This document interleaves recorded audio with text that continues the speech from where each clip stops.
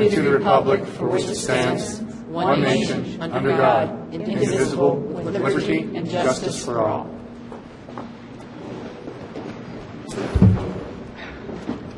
Lorraine, if you could call the roll, please. Kimberly Page. Here. Larry Cerisi. Here. Linda Avanzato. Here. John Biscardin. Here. Cheryl Clarkin. Here. Robert Jones. Here. William Mudge. Here. Julia Held. Here. Student representative. Here. Thank you. Lorraine, if you could go ahead and do the calendars, please. December 10th, Budget Subcommittee meeting, Central Administration Building, 9 a.m. December 12th, Asset Management Committee meeting, 5 p.m. December 17th, Joint Budget meeting with the Town Council, Beechwood Senior Center, 7 p.m. December 19th, Budget Subcommittee meeting, Central Administration Building, 8:30 a.m. December 20th, Facility Subcommittee meeting, Central Administration Building, 3 p.m. December 24th to December 31st, holiday recess, no school for students. December 25th, Christmas Day, all schools and offices closed. January 1st, New Year's Day, all schools and offices closed. January 8th, school committee work session, North Kingstown High School, 7 p.m. Thank you. Thank you, Lorraine. School committee members, just for your information, I put a small school committee pin by each of your places. These pins were not purchased recently. They were about 4 superintendents back. But there is still some in the drawer, so I made sure that you each got one, although I thought I had 7 with me to give one to Julia. And when I searched around my purse, I only found the 6. So I'll make sure, Julia, I get one for you, and also Chelsea, one for you, and Dana. So if you have to sit here, you can at least have the pin. So. All right, so this brings us to presentations and recognitions, and we have a number of people. First, we'll start off with Dr. Ajay, and Mr. Cerisi and I will be presenting to a certificate to the National Merit semifinalist.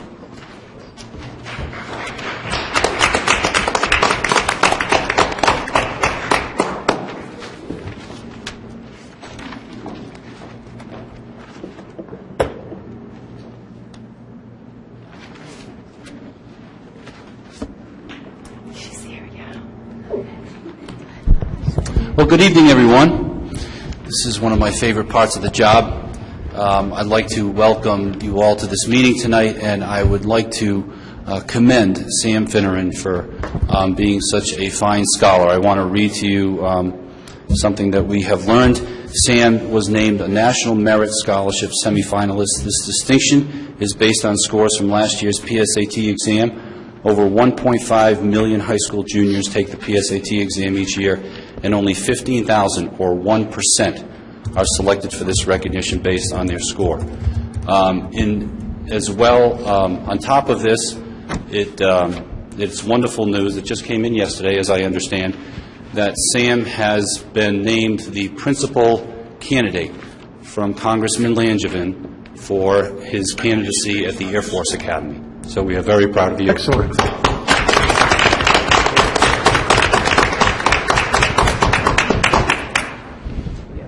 Thanks, Sam. I also would like to invite up our physics team. If Coach Dano and members of the team could come on up.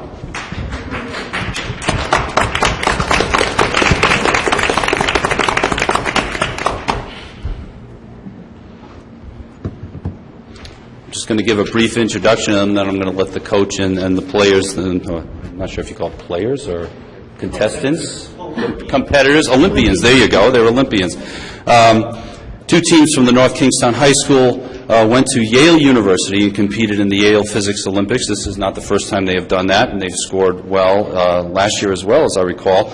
It's a competition of 50 teams from 45 high schools from New York and New England. The 2 teams from North Kingstown High School were the top scoring from Rhode Island and defended our title as Rhode Island state champions. Congratulations. Right. And I'll let you talk about some of the other.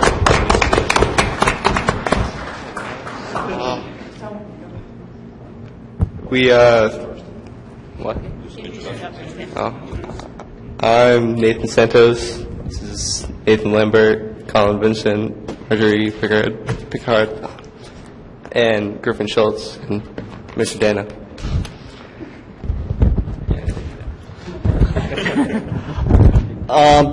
These students and 3 others who were not able to be here tonight, as well as another coach, Rick Powell, who was unable to be here tonight. Well, you can't really prepare for this competition, as these guys will tell you, because they don't tell you what's going to happen until you get there. So we study physics and do our best, and we show up. And at the competition, as was mentioned, 50 teams from representing 45 different high schools from New York and New England attend every year, and we compete. And these guys actually placed 5th overall this year, which was very good. And some of the guys are wearing shirts like mine that say first place. That's because we placed first in one of the 5 events. Okay, there are 5 events, and we placed first in one of them, so that's notable. So. Excellent. Very good. Nice job. Congratulations, Nathan. Congratulations. Griffin. Congratulations. Nathan. Congratulations.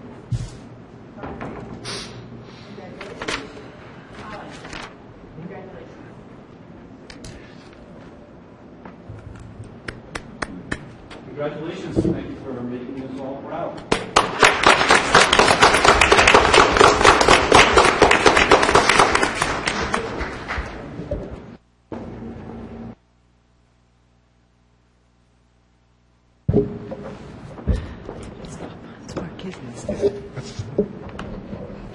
I know we have a couple more recognitions that I've seen pass by. Bob, you had a student who you wanted to bring up that you mentioned in an email. If you want to talk about that student and the accomplishments. Go ahead. Yeah, thank you, Madam Chairperson.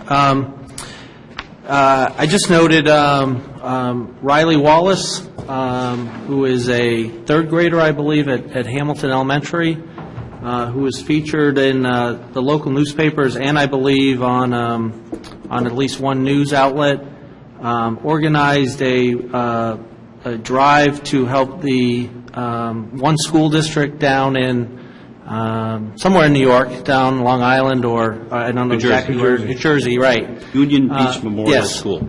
Yes, thank you, Dr. Auger.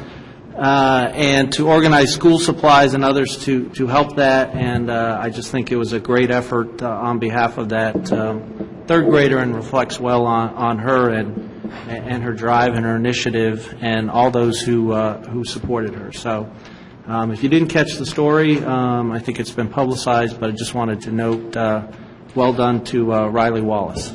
Very quickly, in that story, it said that they are still accepting donations, especially from school parents, anyone that wants to donate to that.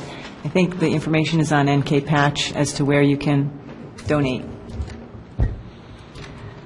I received a couple of student staff recognitions from Lynn Saronin, and actually I know Dr. Auger has this too, that John Casey and John Campbell made an anti-bullying video that is in the top 7 of 900 that was entered into a contest. And Aaron Thomas was working with them, and so it is on the NKSD website if anyone would like to see that video.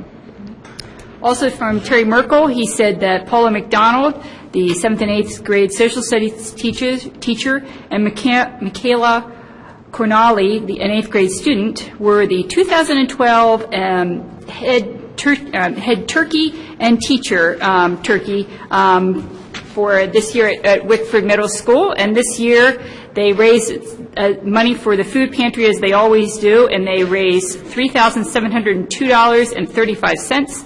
So over the total annual that they've been donating to the food pantry, it has been $33,815.96 over the years. I also received from Lynn Saronin recognition for the blood drive, and Donna Sweet received the award for the Rhode Island Blood Drive, and the high school received the first place award for the amount of blood they have donated this past year. I know that when they received the award, our nurse, Linda Todarsky, was there, along with some of the 5 seniors who have been repeat donors, received awards because they collected 291 pints last year. So thank you to them for donating. Did you have anything else, Dr. Shea? Sure. I'll just kind of go into my superintendent's report, which was more recognition. The first recognition that I want to cite, I mentioned this on our listserv in some detail, but it's worth mentioning at a school committee meeting. Stony Lane Elementary School has received one of the highest honors a public school in the United States, or any school in the United States can receive, and that is a nomination as a blue ribbon school. That is a very big deal. Every year in Rhode Island, very few schools get this type of nomination, and so for Stony Lane to get this for high performance. We've had a number of situations tonight where students are really excelling in physics, a National Merit Scholar, and a blue ribbon school. It doesn't get much better than that for our community, and so this is a very big deal. At a certain point, right now it is a nomination. The expectation is that this will turn into the actual blue ribbon status. That will happen sometime in the spring, at which point we will certainly invite Principal Ferrario and the staff, and perhaps that might be a meeting where we actually have it at Stony Lane School. That'd be great. To celebrate there with them, because it's a wonderful achievement for principals, staff, students, and parents who've all been a part of that, making that happen. The next item, I have 2 more quick things.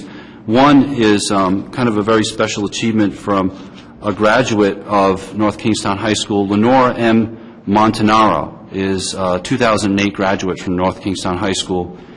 She received her BA in English from the College of Holy Cross and is currently obtaining her JD from Western New England University. She wrote a book called The Morning Within the Dark, and it's a collection of thought-provoking poetry that she wrote over the last 5 years. She dedicated it in loving memory to her younger brother, John F. Montanaro III. John graduated from North Kingstown High School in June of 2009 and was in his second year at Providence College, where he was studying to become a high school math teacher, but he passed away on April 26, 2011, at the age of 19, from acute lymphoblastic leukemia. This book, The Morning Within the Dark, is sold on Amazon.com and HeartsForJohn.com. All proceeds generated from the sale of the book will be donated to the John Montanaro Fund. So if you are interested, please seek that out. The last item I have for tonight is we heard, I believe it was yesterday, that more accolades for our band. As you know, we had 52 all-state musicians. We've had a number of them be recognized. The All-Eastern States competition, which is similar to All-State. Only 3 musicians from Rhode Island were selected for their most elite band, and 2 of those musicians from North Kingstown High School, and they are Jesse Ray Leach and Nicholas Tierney. So at some point we'll have them up here for some recognition too. But so, it's a really nice night of recognitions, all these things coming in at the same time. Makes you glad to be in North Kingstown. All right. Excuse me. Yes. Ms. Page, if nobody has an objection, I'd like to suggest we move under Roman number 4, unfinished business, letter A, adoption of the NKSP contract. We can move that up? We may move that up, yes. Is there any, can we just do that by consensus, folks? And is that all right with everyone? Okay. All right, so why don't we take that next? Mr. Cerisi. Thank you, Madam Chair. I know there's some information to be presented by the superintendent and by the director of administration, and obviously some questions and discussion to follow. But to try to move through the process, I'd like to offer a motion at this time to accept the recommended tentative agreement with the NKESP contract. I'll second that. Do I have a second? Second. Mrs. Amador, second that? All right. Why don't we open this up for first explanation and then discussion? I know that there is a fiscal impact statement. Is that you guys? The fiscal impact statement is on one of the tables in the back, if anyone wanted to make sure that they were able to look at that. And I'm going to turn this over to Dr. Ajay or Mary King to speak about the fiscal impact of the tentative agreement. Well, first of all, I'd just like to provide a brief narrative of what we have before us tonight. You know, this has been a very long process, and it's been something that has been in the news quite a bit over the last 2 years. It's no secret that there's been a lot of, you know, contentiousness, if that's the right word, between the school committee and ESP over particularly the privatization of our custodial staff. And, you know, at this point, we have gotten to a point where this is not an agreement that even includes that piece of this situation. We have agreed that this will continue to be something we work on in court, and though that news about that will be forthcoming, this particular agreement tonight includes all of those areas other than the custodial issue. And once we were able to get to the point of being able to separate those two items, it became clear that there is a lot that we found we could agree on, and things started happening rather quickly. You know, in all of these agreements, the whole nature of negotiating and negotiations is that both sides, you know, give up some things, and that is the case. And I think that we, you know, while I don't know if anybody would be totally, absolutely pleased with everything that came from this, I think that we, over these items, negotiated truly in good faith and came up with some very good results, particularly considering where we were a few years ago. On a personal note, before I get into the details of this, I want to thank the negotiating team who are here tonight, particularly Sandy and Nancy, for your leadership of that team. I know that this has not been an easy process for you. There are several groups within the ESP unit that all have their particular demands and their issues that they need addressed, and for just two people in a small team with them to be able to look after all of those groups is not easy, particularly when you're looking at a school committee and an entire community that are also playing a role in this and voicing their opinions about how certain things should work. So it truly has been a community process. In regards to, you know, the ramifications of this for the school department, you know, I'm very pleased that over 3 years this results in a savings of approximately $1.7 million. And that includes a number of different things coming together. And when I say $1.7 million, I mean where we were with our contractual conditions before this contract started and where we are now that we can get to a point if this is approved tonight. You know, I'm going to let Mrs. King talk about some of the financial details, but this includes all kinds of issues such as health care. It includes health coverage for part-time employees. It includes the salary increases that would take place over the next 3 years, and a number of other items as well. And so I'm going to let Mrs. King talk about the financial pieces around some of those items. The first part of this contract, the contract term is from July 1st, 2012 through June 30th, 2015. Effectively, it is a 3-year contract. So that would cover our fiscal year 13, 14, and 15. Over the life of this contract, we have increased health co-share from 4% to 15%, resulting in approximate $762,000 in savings to the school department. We have 9 full-time paraprofessionals that were reduced to 18 part-time paraprofessionals, resulting in approximately $552,000 in savings over the life of the contract. We have eliminated health coverage for employees that work less than 30 hours. That 30-hour mark has been identified as part-time. The total of that is approximately $354,000. Paid life insurance paid by the school department has been eliminated for a savings of approximately $106,000. Health buyback rates have been adjusted to $1,200 for individual plans and $2,500 for family plans, approximately $96,000 in savings. The school year for paraprofessionals will be reduced to 184 days beginning with the next school year, and what that means is there will be one professional day that is eliminated, approximately $24,000 in savings. There will be a salary increase in FY14 and FY15 of 1% and 0.75% respectively. There would be no salary increase in the current fiscal year that we're in. That would cost the school department approximately $107,000. There would be an increase in severance payout at retirement from 2 weeks to 4 weeks with an estimated cost of $9,000. There would be an increase in the professional development cap. This fund goes from $8,000 to $10,000 cap. That's approximately $6,000.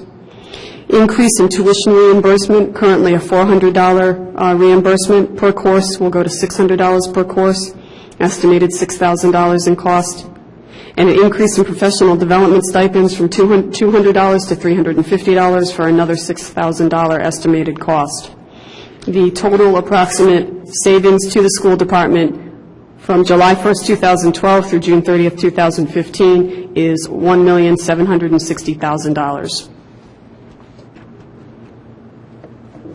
You know, to get to all of these items requires an awful lot of work and an awful lot of discussion over, in this case, over a couple of years. You know, Mrs. Page, Mr. Cerisi, Mr. Briskadin were all part of our negotiating team, and with the negotiating team from, you know, the ESP, we put in a lot of hours, and some of them flowed pretty smoothly and some of them were kind of rough. But, you know, over the years, I think that we have found our way through this and come to a very good deal for the school department, for the ESP, for taxpayers, and for, most importantly, for the kids of North Kingstown, who are going to have the benefit of a good working relationship between the administration and the North Kingstown ESP for the next 3 years. Right, we have discussed this in executive session, but if there is other questions that people would like to say, why don't we just, we can just go down the row here, and I'll give everyone a chance to say something. Mr. Cerisi. Thank you, Madam Chair, and thank you, Dr. Roget and Mrs. King, for presenting that information. Just a couple of points that I want to clarify for the public. Mrs. King, those last 4 items, the severance at retirement, the increase in professional development, increase in tuition reimbursement, and increase in professional development stipends, those amounts that you stated, just for clarification for purposes for the public, that's the overall impact on the budget. That's not per person. Correct. So when you say severance at retirement, $9,000, that's, just so the public understands, that's not per person, that's the overall annual impact on the budget. That's correct. I'm sorry, that's the overall impact on the budget on a 3-year period, estimated at $3,000 per year. Correct. And then lastly, again, for clarification, for public purposes, from a legal perspective on this financial impact statement, the only financial information that's within this financial impact statement relates to what's actually within the contract, and that represents approximately a $1.8 million savings over the 3-year term of the contract.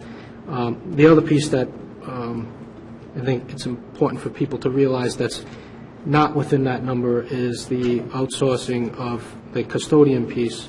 I think we estimated was $1.8 million as well over a 3-year period. That's correct. So that would actually bring the total to $3.6 million, but again, I'm just saying that for public knowledge. I know we legally are not putting those numbers within the financial statement. The financial statement is for what's actually been settled and agreed upon within the contract, and the custodial piece, as Dr. Roger mentioned, we've agreed to let that proceed in the courts. So, thank you. Mr. Busgarden. Well, I don't have much to add, except I just want to thank you guys for letting me be part of it, and the ladies that were sitting in that cold room on Thursday night when we were negotiating, thank you for staying there, because if you didn't stay there, we wouldn't be here today, so thank you. Mrs. Avanzato. Just briefly, very lengthy and difficult process, and obviously difficult financial times, but I also wanted to just say thank you to our negotiating team and to the school committee members that were on the team, and Dr. Roger and his team, and also to ESP and their people that have sat there through many, many hours and trying to figure out some agreement that we could come to, and I think this is coming to an agreement, and it being a 3-year agreement is a very good thing for the district and for the children and for both sides. So, thank you. Mrs. Clarkin. Having been new to the committee and not being involved in the negotiations, I'm glad that everyone was able to come together and make this agreement happen. Mr. Jones.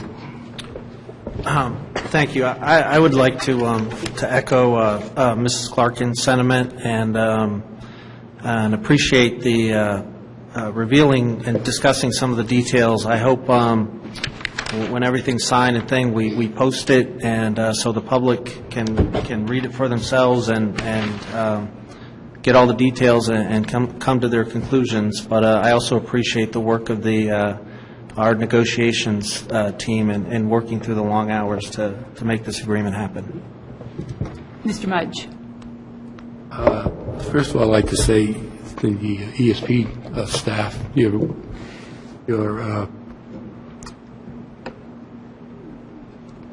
we care about the staff, care about the people who work for us. I hope this contract is going to satisfy, your particular needs. Obviously, you've basically agreed on this thing. I know that the preponderance of the savings came from the health care coverage for part-time employees and things like that, which I personally feel was out of scope for several years, and I'm not sure how we got some of these things in there, but I think it was the committee did the right thing in reducing that. So you're very valuable, valued employees, I'd like to say that. Did we mention now that this takes the cafeteria issue off the table right now? Well, we have to vote first. Oh, yeah, okay. If this goes, you might want to mention that if this vote goes through, then the cafeteria employees would fall under this contract for the next 3 years. Correct? Am I correct on that? Yes. Any issue of privatization of, employees such as cafeteria, for instance, would be a negotiated item. And so, since we will not be negotiating for 3 years, we would be waiting for 3 years before this would come up again. Did you have anything else to say, Mr. Mudge? Thank you. Well, I'll finish up here before we take our vote. This has been a very long negotiation. It has been the sort of thing of, I think that myself and Mary Ann Carroll were the only two people who started with the negotiations and ended with the negotiations. We changed superintendents. We changed people in the negotiating team. We have changed school committees in between there. So this is a very difficult process. I would easily say it was the most difficult thing that we had to do, this negotiation, in my time on the school committee. So I am very glad that we are here today to take a vote on a contract. I too thank the members of the ESP group for sticking with it and coming back to to where we were on Thursday night, that we could reach an agreement.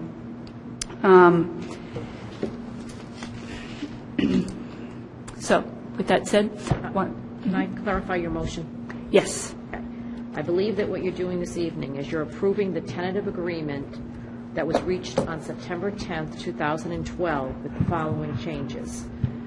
The part-time paras is going to be capped at 18. The raise in the third year shall be .75, and there shall be an elimination of 11 grievances. That's what I believe has been agreed to. Is that what your motion was, Mr. Cerisi? Yes. And that was what your second was, Mrs. Avanzado? Okay, just making sure that we clarified that, because we want to make sure that those things are key to what we're voting upon. Are there any other questions? All right, Lorraine, can we take a roll call vote, please? Linda Avanzado. Yes. John Biscardin. Yes. Larry Cerisi. Yes? Cheryl Clarkin. Yes. Robert Jones. Yes. William Mudge. Yes. Kimberly Page. Yes. Motion passes unanimously. Thank you. Thank you very much. The fiscal impact statement will be available for anyone to see, and we will make sure that if there are any questions that need to be asked, we will. Do we want to take a short break? Yeah, there are copies in the back? I don't know. I'm hearing maybe there are not copies in the back like I thought there was. We'll post this on the website. We will make sure that this is posted on the website. Why don't we take a short break? Yep. And so if I have a motion to take a 5-minute recess? So move. Second? All those in favor say aye. Aye. Aye. All those opposed? Motion passes. We'll take a short recess and we'll come back. Thank you.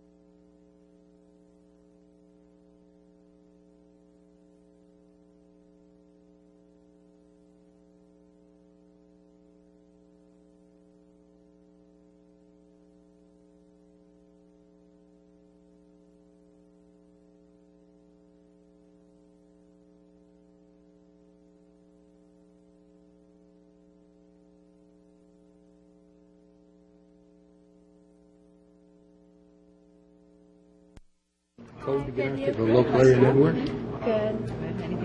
I was just on the NKSD one. Right, but you can get off it.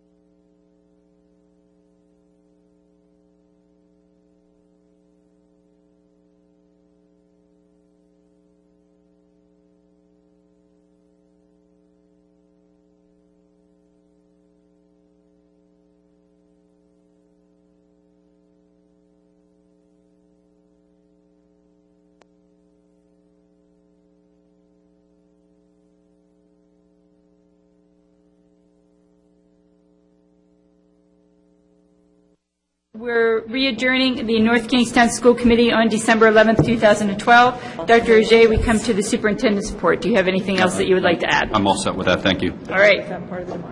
So that takes us to routine items. Lorraine, do we have any executive session? Actually, first we need to seal the minutes of December 11th, 2012. Do I have a motion to seal the minutes? So moved. All right, so there's a motion to seal the minutes. All those in favor say aye. Aye. All those opposed? Okay, motion passes. Lorraine, do we have any votes to disclose?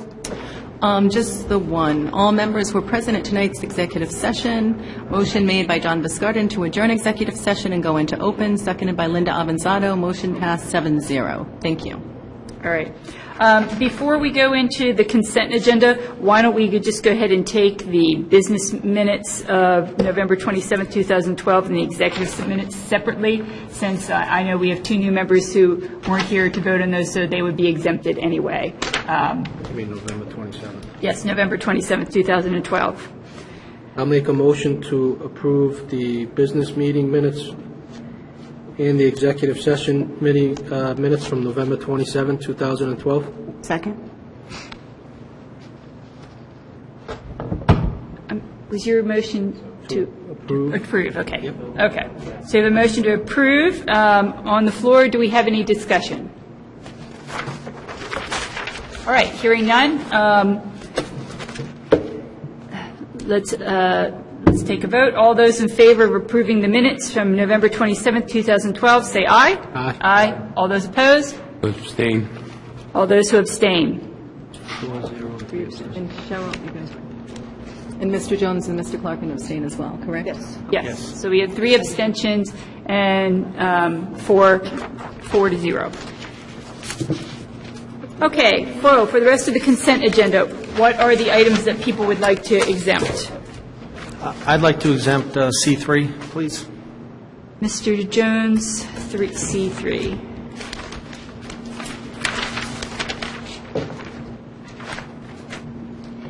Anything else? Okay. There's only 3 other things on our consent agenda. So do I have a motion to approve? So moved. Second? All those in favor of approving C 1, 2, and 4, say aye. Aye. Aye. All those opposed? Motion passes. Mr. Jones. Thank you, Madam Chair. I have no objection to the coaching appointment. I'm sure she's well qualified and having been recommended by the athletic director and superintendent, and I wish the team success in the upcoming year. My main point is to raise for the committee's awareness that as we move into more and more based on tough decisions that were made last year, and we have athletic teams that are now increasingly either totally or partially funded through outside efforts, that we perhaps have some clarification in the future or some discussion on the policy of how those organizations interact with the committee and interact with the district.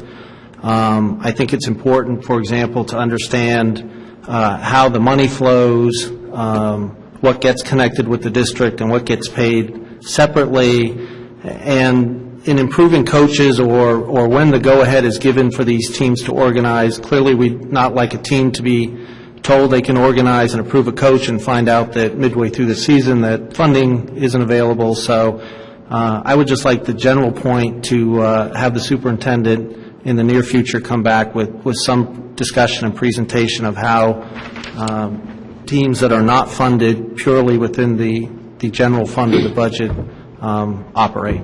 I'd be happy to do that. A motion to approve C3 at this time?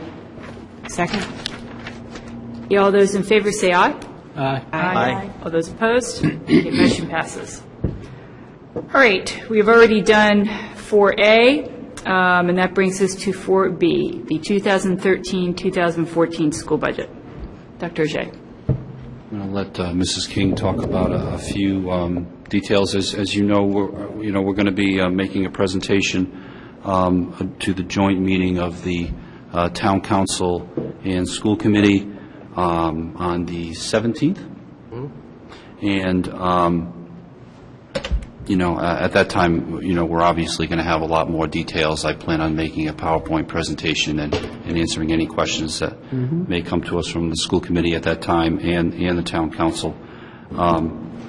Mrs. King, do you have any initial information? Just that, clearly those numbers are estimates right now. Dr. Ajay and I continue to meet with the principals and the department heads, so we do have some generally good ideas around those estimates, but they are estimates.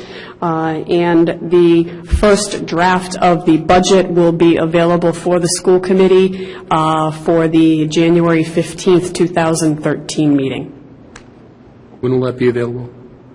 It will be available, I think, Mr. Mudge, the 10th is the Thursday before, 11, about that, yeah, the 10th, I think, is the Thursday before that meeting, so it would be in the same timing as when information is due for the school committee agendas. Will we have that in, an Excel format like we generally do with the UConn numbers and everything? If you'd like that, I'm sure I can provide that in the Excel format as well. Please. I notice we've got that on the website now for the 13 budget, and I think that's something we need to follow up with. Thank you. Thank you, Mr. Mudge. All right, seeing no further questions, I'll move on to the... I have some questions on the item B. Yes, Mr. Mudge, what are your questions? We mentioned the school committee, our meeting on the 17th with the town council, and I would like to get a brief or something from the superintendent regarding, what we're going to address. There are a lot of policy issues, and there are a lot of things that we have to do in terms of providing information to the town as well as the town providing information to us. So there are a number of sequences, and I sent all these various milestones out, things that have to happen. Personally, I view the meeting as one, not so much as we're presenting, or the superintendent's presenting a budget to the town council, because, in fact, he hasn't even presented it to us. But rather what are the processes we have to go through. I think we should be addressing things like that. We should be addressing our prior fiscal year, a budget, including any surplus we have, and any new expenditures that we feel, our programs and identification programs that we feel we will attempt to implement the following year.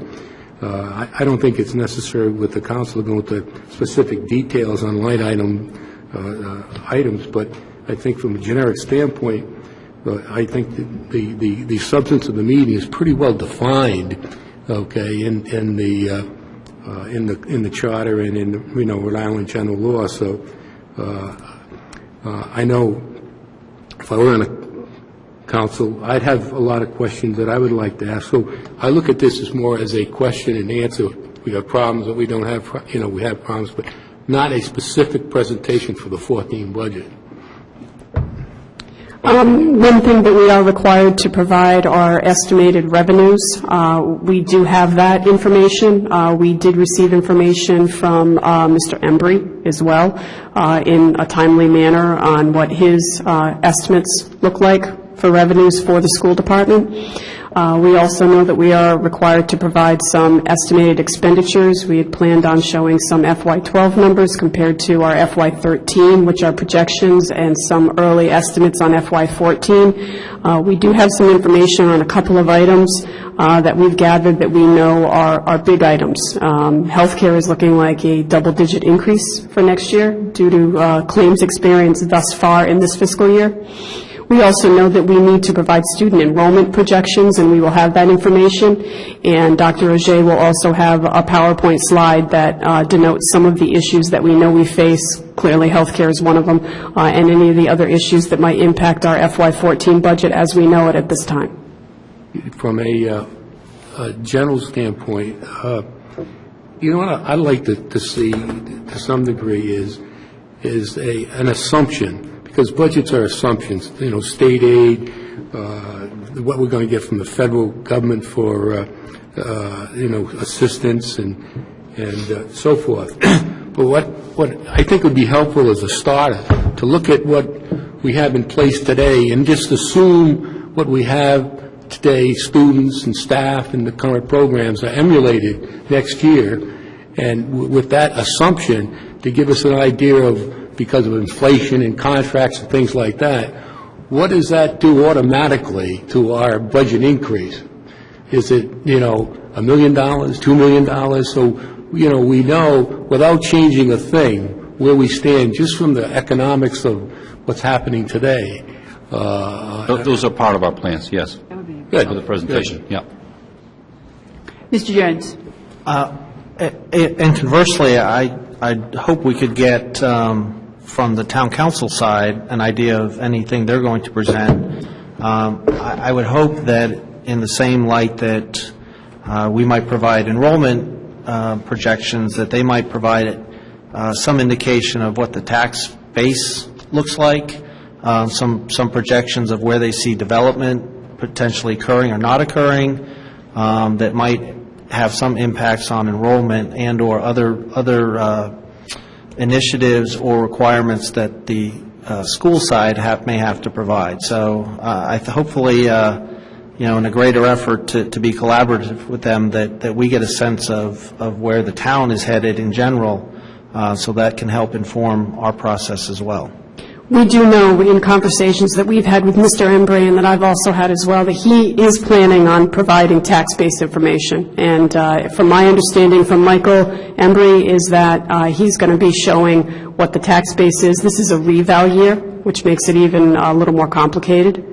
He's going to show what the impact of a certain percentage increase would be, and he's going to show it phased in. As far as the development issues, I'm not sure what he's going to be presenting on that, but Michael did indicate that he does have a presentation. It's, I think he said 3 or 4 slides that would be things that are impacting the town, just as we would be presenting information that would be impacting the school department.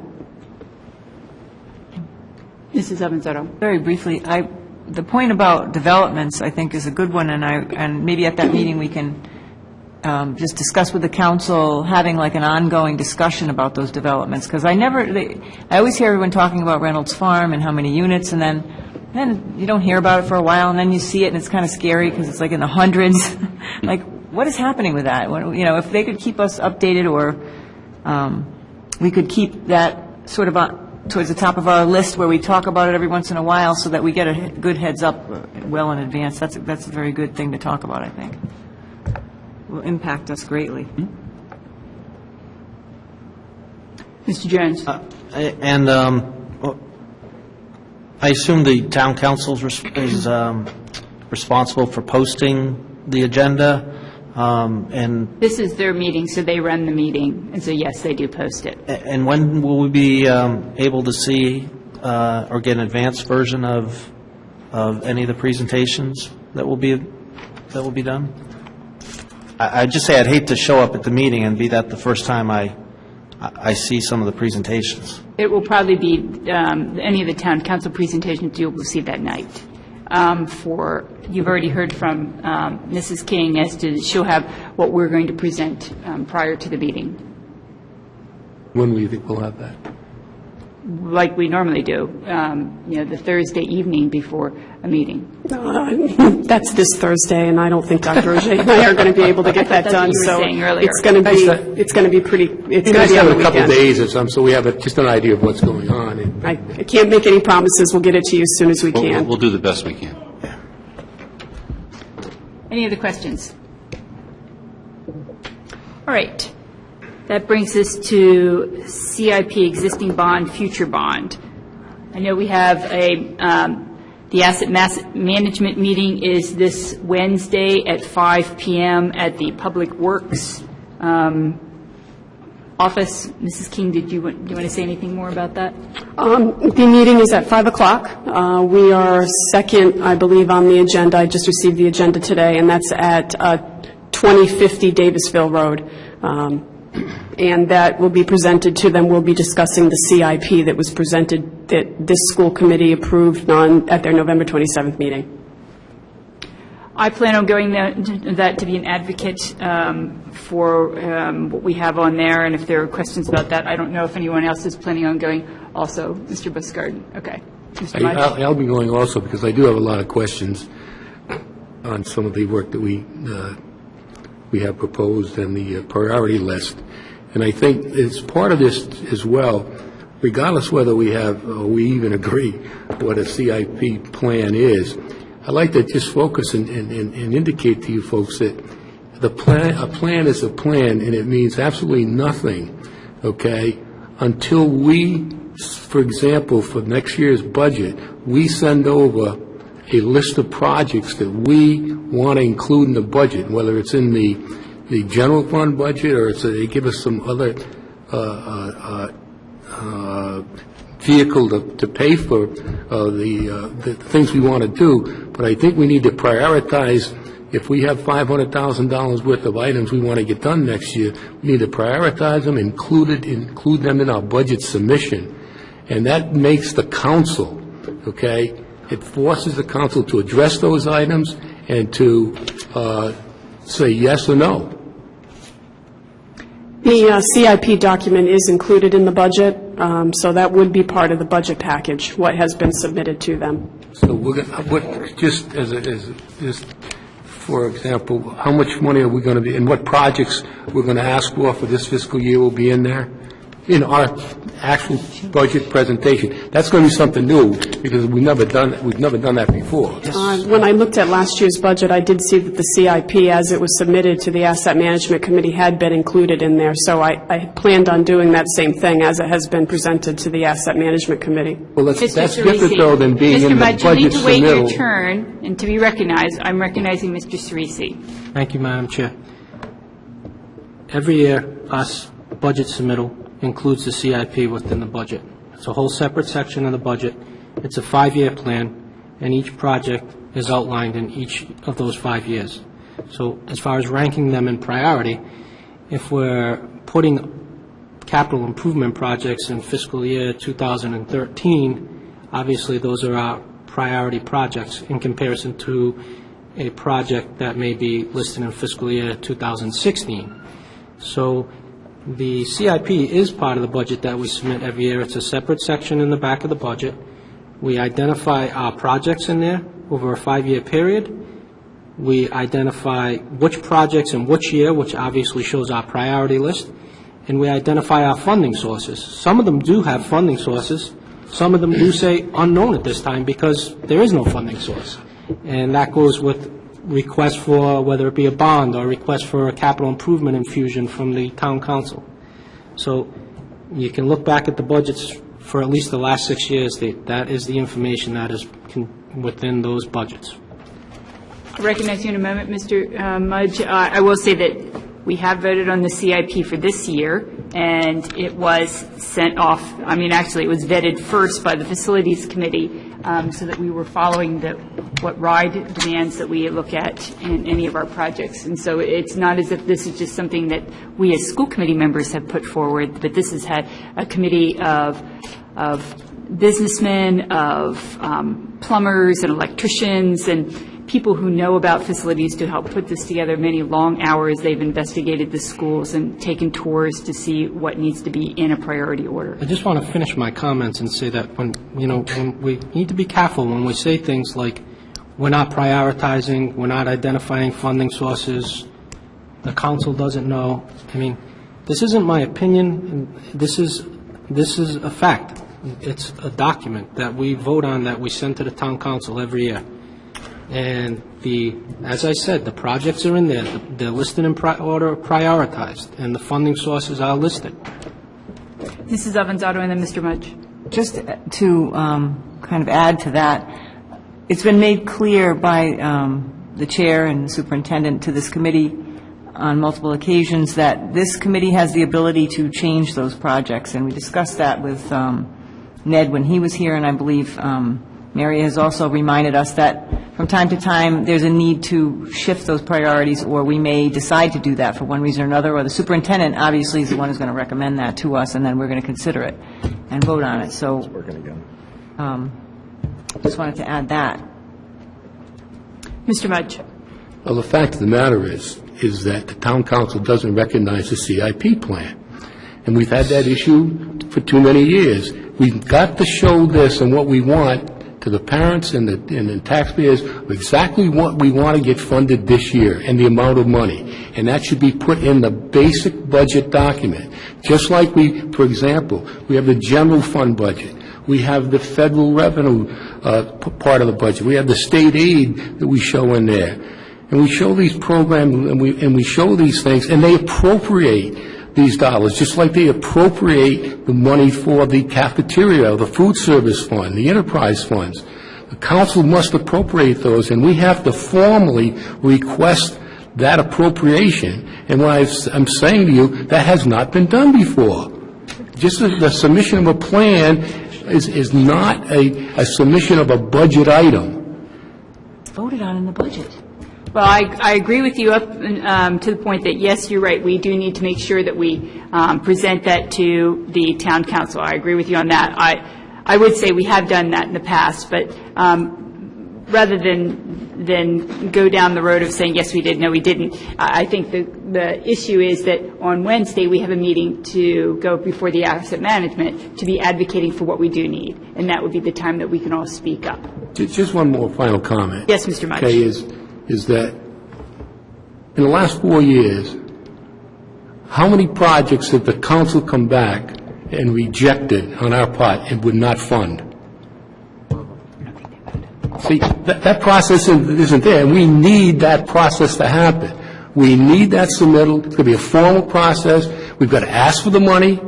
If they don't fund it, then it's their responsibility that our buildings are falling down. Who's the roof, Okay? Bill? Huh? The roof. No, John, which roof are you talking about? All right, let's make sure we're recognized Ooh, folks, sorry, one at a I'm time. sorry. John, the roof, which roof are you speaking of, John? I haven't been recognized, so I can't answer you. Well, please do. Needs to be through the chair. Are you finished with your comments, Mr. Mudge? Well, No. I entertained his question. He asked me a question. Please. Mr. Buskard. And then I believe we went to the town for a Quidnesset roof, and they said no.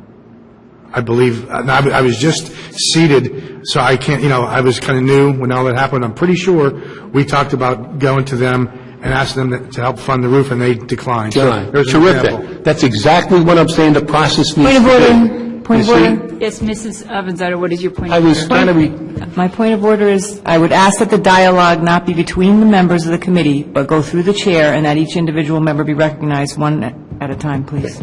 Well, I'm addressing the Mr. Mudge, question that Mr. Mr. Scott asked. Were you finished with your comments? Well, it wasn't a question, it was a comment. You made the question, and I thought that was the answer, so. Yeah, well, you're absolutely right, John. And see, that's the problem. We need to make that visible, that we need these items. They got to be addressed, okay? Because what happens if they don't address these things?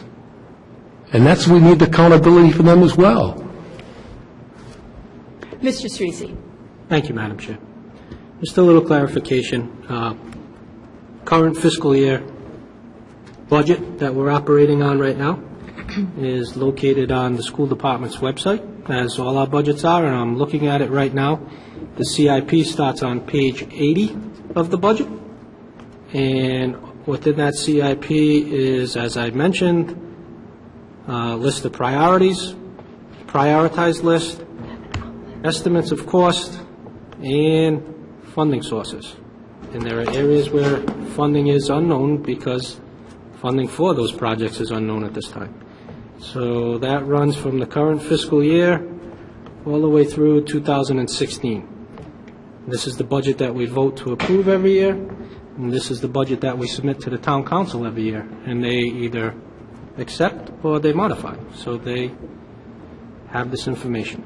Well, obviously, they don't All right, accept it. hold on, Mr. Mudge. All right, I don't think there's anything more that we need to vote on. This was more for information, and it would be good if we were all advocates of our plan. So I don't think that there's going to be anybody who's going to disagree with that.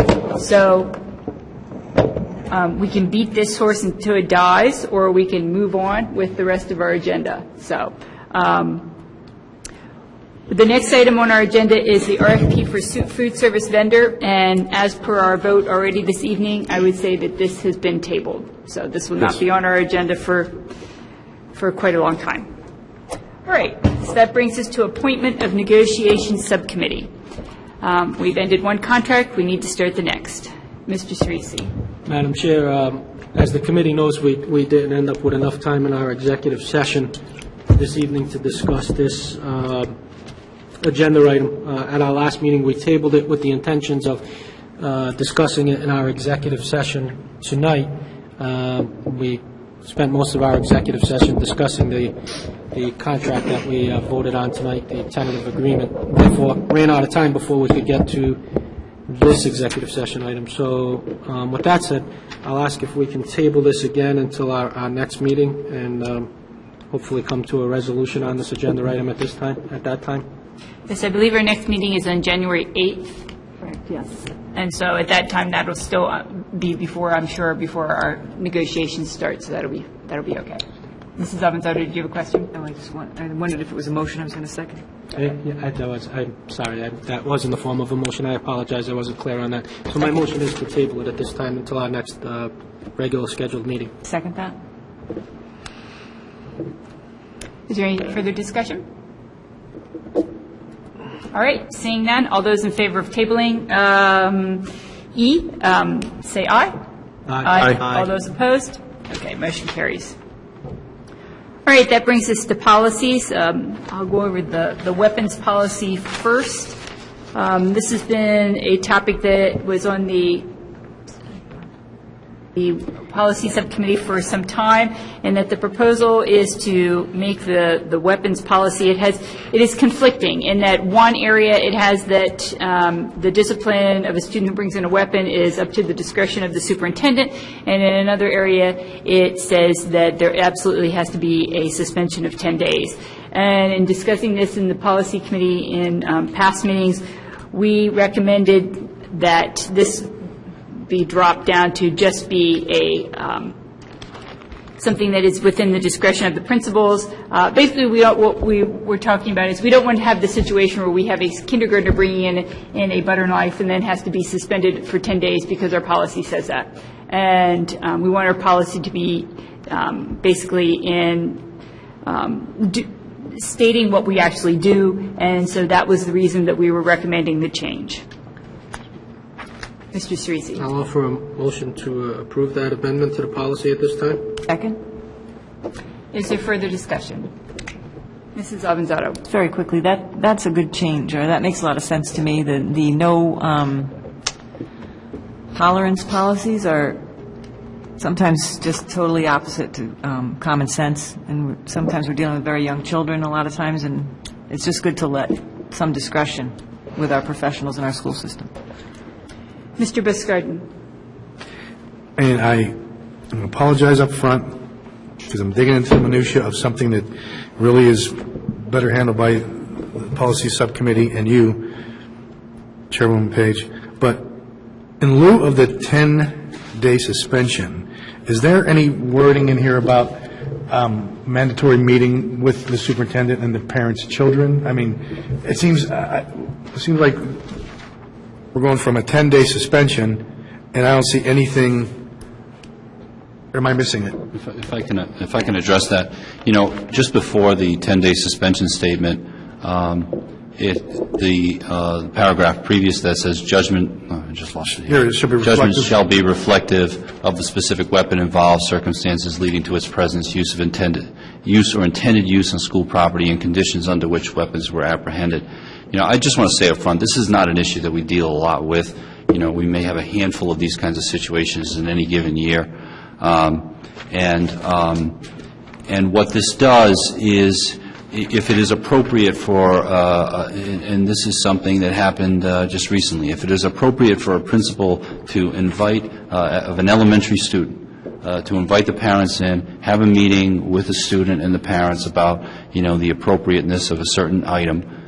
It could be a toy gun. It could be a butter knife. It could be something more serious than that the student has no idea what they're actually carrying, So in just about all of these cases, there usually is a phone call to me just because they want to be clear they're following the policy appropriately.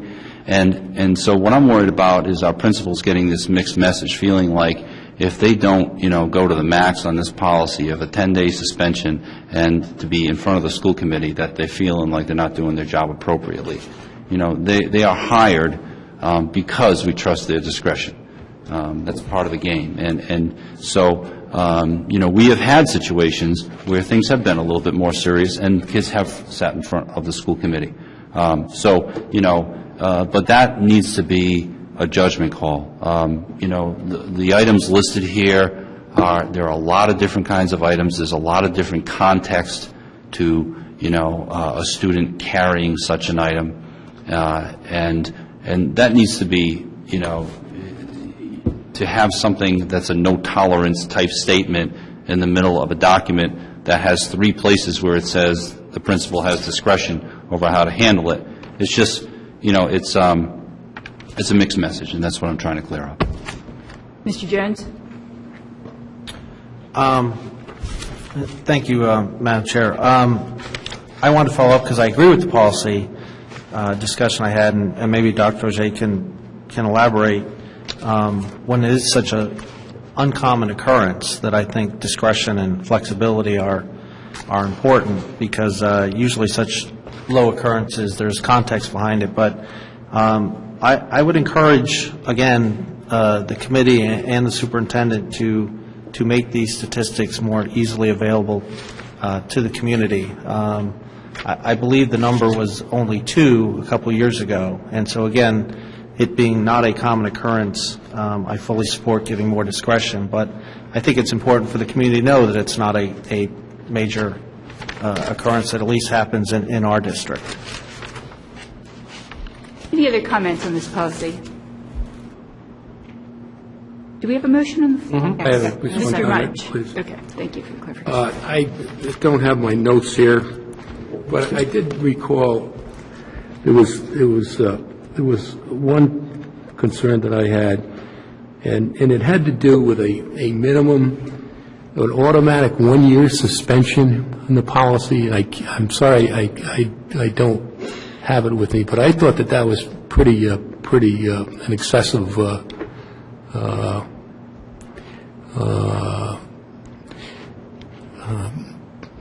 penalty we're putting on the student. And I'm sorry I don't have that, but I think we ought to look at that. And I think we might have conflicted with one of the other policies like you're talking about. For firearms, the line, Mr. Mudge, is shall be prohibited and violators shall be subject to expulsion for 1 full calendar year. And those kinds of issues, that not only covers our weapons policy, but just about anything having to do with violence. But didn't that also have to do with, even if it was a fake gun or something?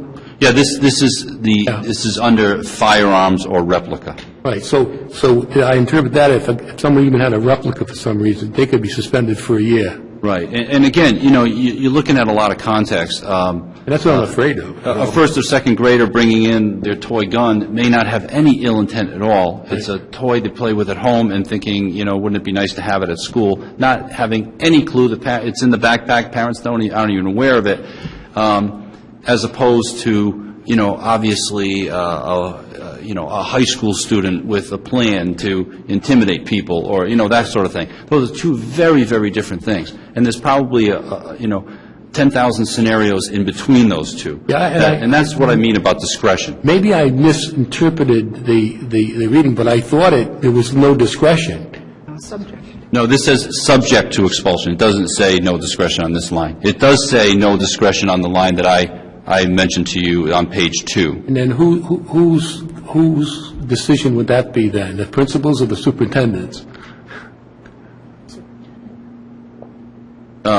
In which case? In terms of trying to, applying a year, an automatic year suspension. That would be something that would have to come before the school committee. I didn't think I saw that. The superintendent has authorization to assign up to 10 days of suspension. And that generally buys us enough time to get the student in front of the school committee in an executive session. Maybe I missed that, but I didn't see that, and that concerned me. Yeah. All right, if there's no further questions, Lorraine, could we take a roll call vote? Sure. John Buscardin. Yes. Larry Cerisi. Yes? Cheryl Clarkin. Yes. Robert Jones. Yes. William Mudge. Yeah. Kimberly Page. Yes. Linda Avanzado. Yes. Motion passes unanimously. Thank you. All right, the next policy we have on here is the GCB benefits policy. And I know that I have had indications from 1 or 2 committee members that they don't want to vote on this, that they want to table this item. But what I would say is, why don't we give the superintendent some discussion of where we want to go with this policy? Sure. So I would like to bring it for discussion as to what are the things that the committee would like to see. So Point of order, please, Madam Chair. So are you making a motion to approve the policy? No, I am not making a motion to approve the policy. I'm saying my impression is that the committee does not want to vote on this tonight and that you'd like to table it. So my question is, if this is going to be sent back to the policy committee for revision, I would like to know what the school committee would like to, direction they want to go to. Well, then maybe we should make a motion to refer it to the policy committee, and then we can have That's fine. discussion. If I may, your idea was obviously to start the conversation at the school committee level and have just a few minutes of discussion so that maybe Dr. Auger knows how we feel about it, and then we'll have to have it obviously back at this table again and maybe even back at policy as well. I can start the ball rolling. Yes. Okay. I don't know if you need to take a motion first or... We can. A lot of times we take the motion first, so if we have a motion, Mr. Cerisi. For a motion to table this agenda item and send it back to the policy subcommittee for... I'll second it. ...for revision. Okay. Dr. Auger. I brought this policy up because I'm concerned, this policy, by the way, for people who do not understand the code language, all this is the policy by which we use to provide contractual language, I guess, if you will, for our principals and leadership roles in the district, those roles that are not covered under union contracts. And what tends to occur is that these particular jobs, some of which for the principals are 2-year contracts, but many of them are year-to-year types of items, get voted on by the committee in the spring. And they also contain, based on a vote that was taken a few years ago, a merit pay component. And the reason for the merit pay has to do with, giving incentive for good performance. So whether it's the head of HR or one of the principals will work with me and will set goals for the year. And determining on how well they have met those goals, there may be a small piece where they receive a merit pay component in the spring, which is, it has a lot, the merit pay idea has a lot of merit to it. It gives incentive to, reach goals, which is a very good idea. The problem with this idea, as I see it, is first that the level of increase for such an employee always comes as a decision to the school committee at the very worst time of year. We've just spent several meetings at this point talking about how difficult our budget situation is when this vote comes up.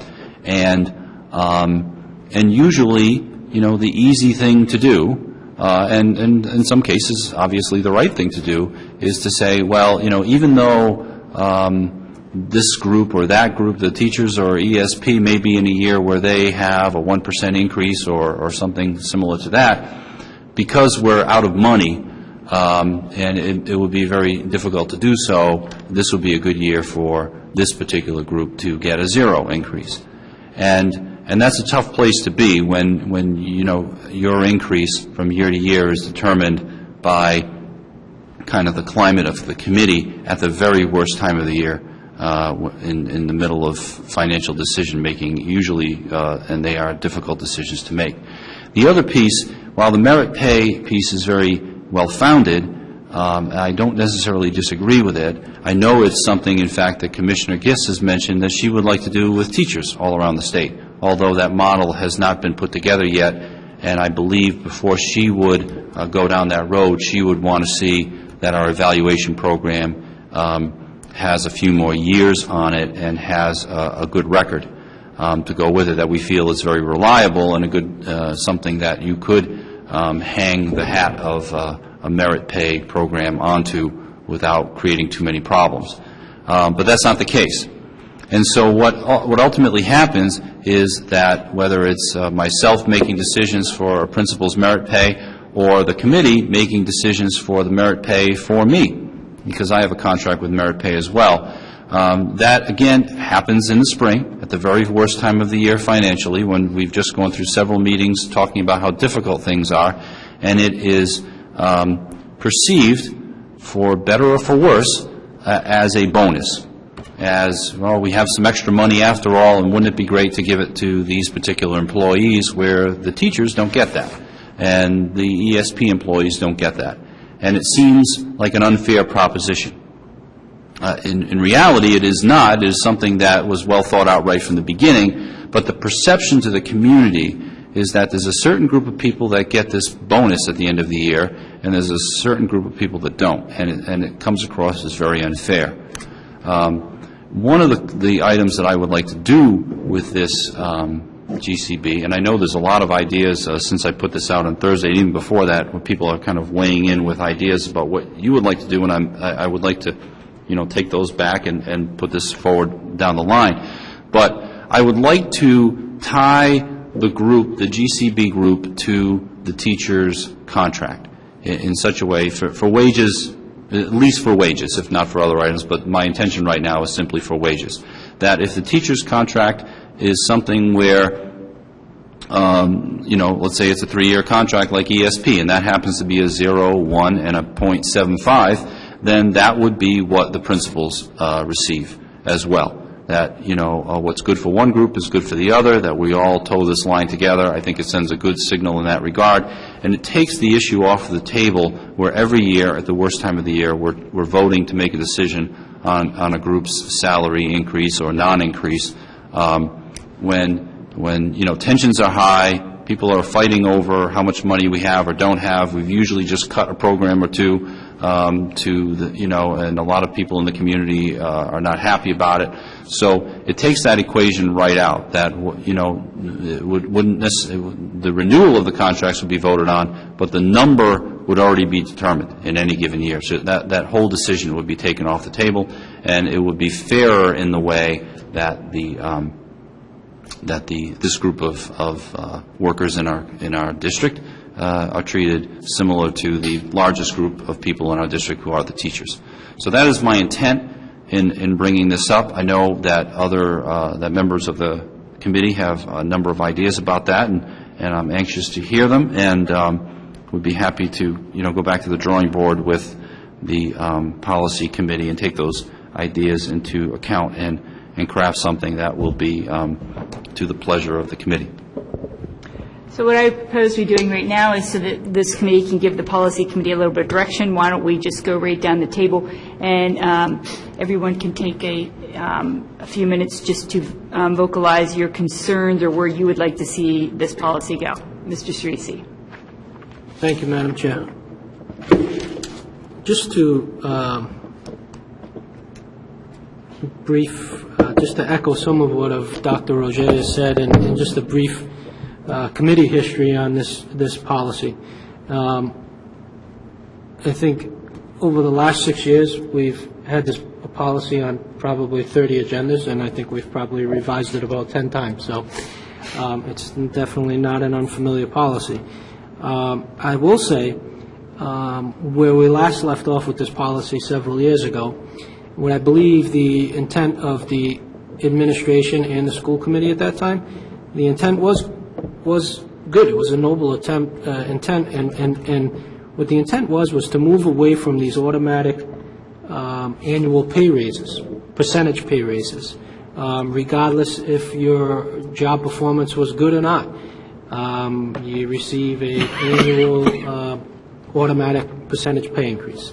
That's what we've had in the past, and I think at the time that we discussed and adopted the amendments to this policy as it stands now, what the intent was to remove those from the contracts and make the pay increases merit-based, where you would actually have goals and objectives, and you would receive an evaluation at the end of the year, much like in a private sector, and your increase would be, or lack of an increase, would be tied to your job performance and the results of your evaluation.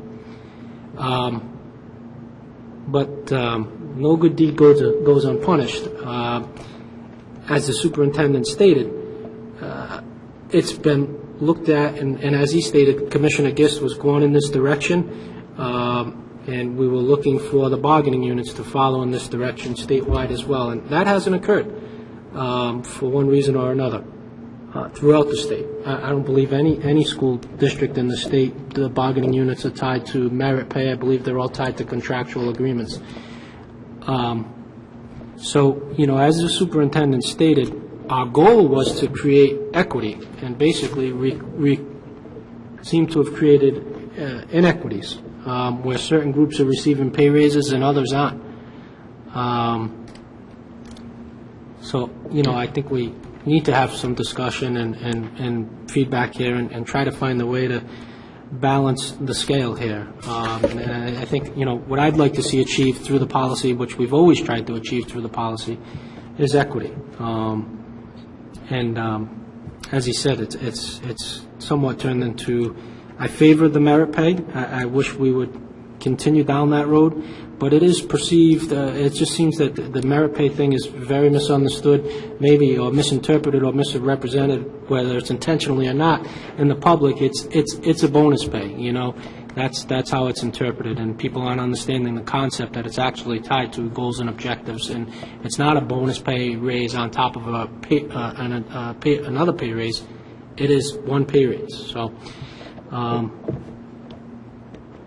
just leave it at that. And again, my goal here was just to try to provide the committee members and the community with a little bit of history on what was the intent of this policy. And I know Mrs. Page particularly put in a lot of time on this policy as the chair of our policy subcommittee during that time when we revised this maybe 40 times on her. So, but I'll leave it at that. Thank you.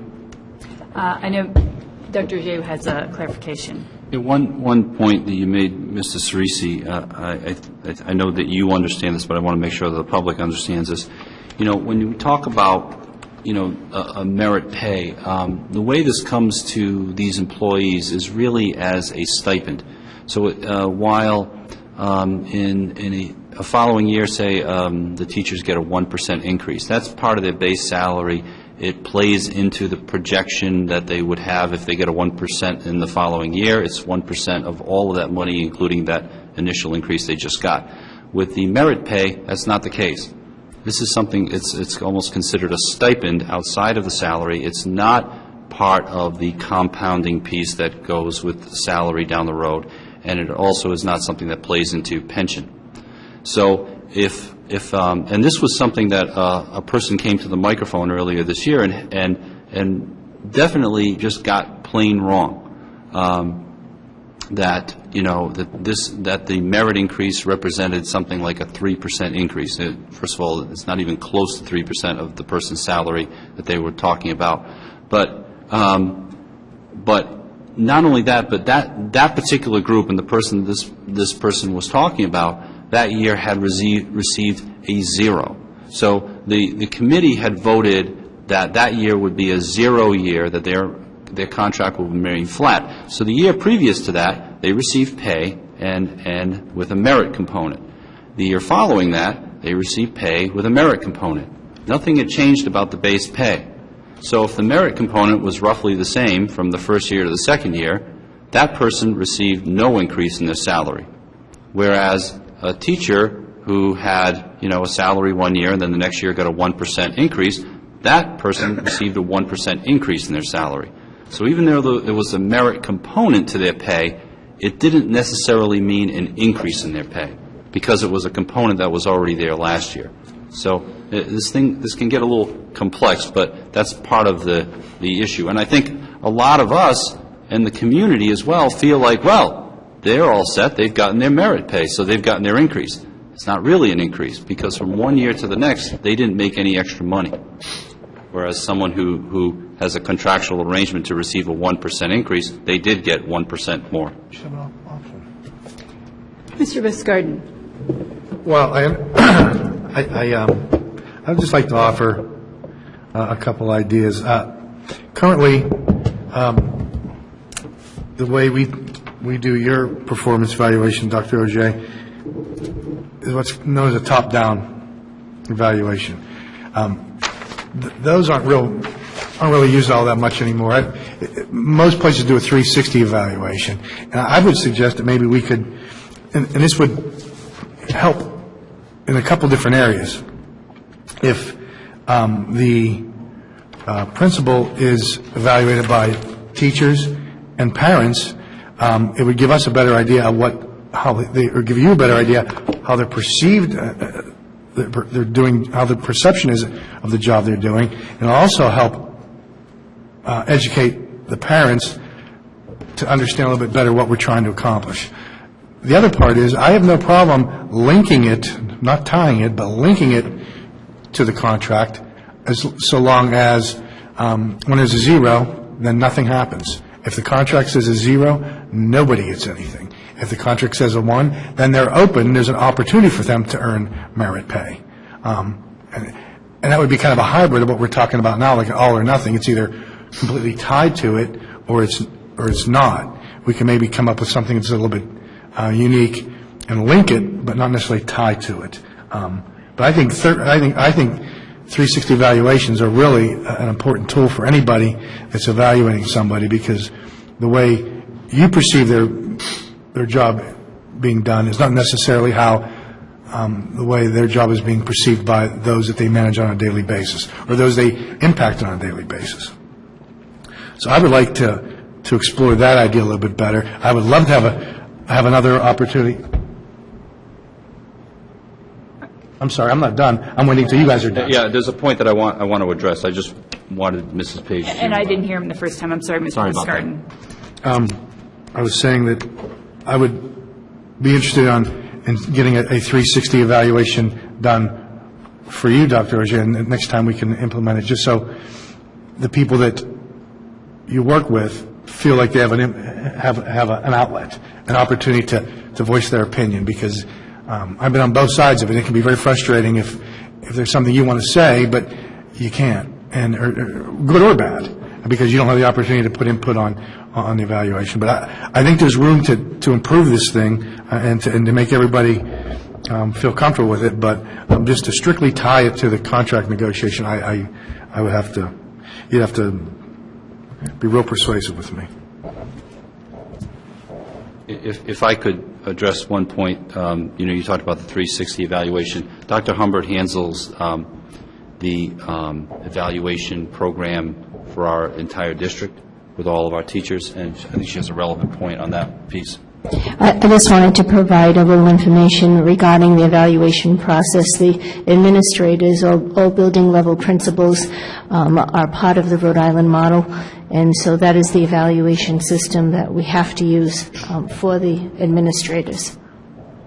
So there's no flexibility in doing something that's a little more 20th century as opposed to 19th century when evaluations are concerned? It is a pretty revised and current process. Is there a 360 process? It's not a 360 process, however. That's not, I all due respect. think Commissioner Gist would say it's 21st century. Well, private industry's been doing 360s for quite some time. Okay. Excuse me, please. We'll go down the row. I'd like to and comment just on his... You'll get your time, Mr. Mudge, when it is your turn to comment. So save your comments for that time. Mrs. Avanzato. I find the 360 concept very interesting and possibly helpful, and I find that we're constrained a lot of times by regulations that we may not even know about or don't deal with that much. When we were talking about evaluating coaches, we wanted the parents to have an input, and I understood Dr. Auger's discussion back was, well, parents can't be the decision makers, and I realized that. I just wanted them to have an outlet or some contribution that could be considered. Maybe there's some step short of making it part of the actual evaluation where it can be a factor that wouldn't violate some regulation somewhere, because it does seem to make sense to me to have input from different areas. Going back very quickly to what Larry said a little bit ago, when I got on the committee 4 years ago, the scale was in place. There was no merit pay at that time, and that's when we changed the situation. And what we were trying to do, we're dealing with one group of employees under contract and others that are not. We were trying to, and it's impossible, obviously, the ones that are under contract, we couldn't do some of the things that really probably should be done economically and still should be done with teachers, and the state should be doing it. You know, we were ahead of the curve, and we tried to step out ahead and do the merit thing, and at that time, Commissioner Gist was very positive about being able to do that. And I know she met with some substantial opposition on that, and also just the difficulty of a construct to do that. How do you do that with teachers? And I know there are a lot of difficulties with that. How do you evaluate a teacher? If a kid gets bad grades, there may be a million factors why that's happening, and to evaluate a teacher that way, it's a pretty complex question. But we tried to do that, putting the merit pay in. There was a lot of good reasons to do it that way. I don't want to tie it strictly, as John said, if we are considering going back. I also had a concern regarding negotiations, and I spoke to Dr. Auger about this already, and the administrators that are conducting negotiations would not be part of that policy, so it's not that's not a concern, but I wanted to say that for the public, because that was brought up several times to us the last time we dealt with this issue. In terms of the percentage increases compounding, that's one of the things we have to stop doing with teachers as well. And that's why we did it with the merit pay. But you see, what happens is we've got these contractual employees that it's just going to keep going in that direction, and if we treat the other employees differently, it's completely unfair. but we have no ability to change it. So I don't know. I don't like the inequity. I think we definitely need to take a look and make some changes. And I liked the merit concept, but I can see where it's not really working the way it should. And I know, Dr. Auger, I asked you about that, whether you thought it actually had an impact on performance, which was the whole idea. And you said you didn't really see that.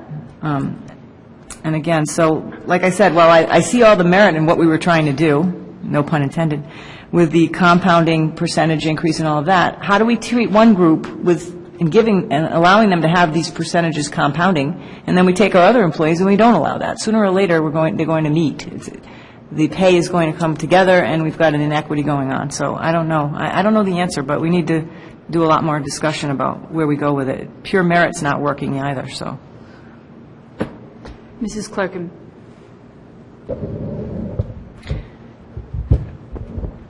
I'm kind of along the same lines as Mr. Biscardin and Mrs. Avanzato. I wouldn't necessarily want to tie this to a contract, but maybe possibly link it some way. I'm a proponent of merit pay because I think it does sometimes give incentives. What I'd like to do is maybe look at other districts in other states, because I know it has apparently been successful in other states, and maybe it's just worth exploring to see if they were maybe doing something different than we've done in the past.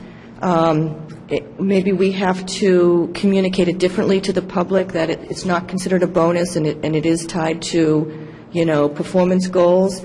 Maybe we consider giving it at a different time of year so it's not impacting the budget.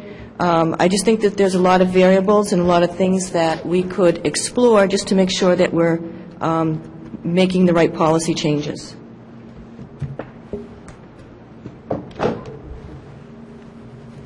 Mr. Jones? Thank you. I would ask that the policy subcommittee and the administration maybe first take a step back and say, what problem are we trying to solve here?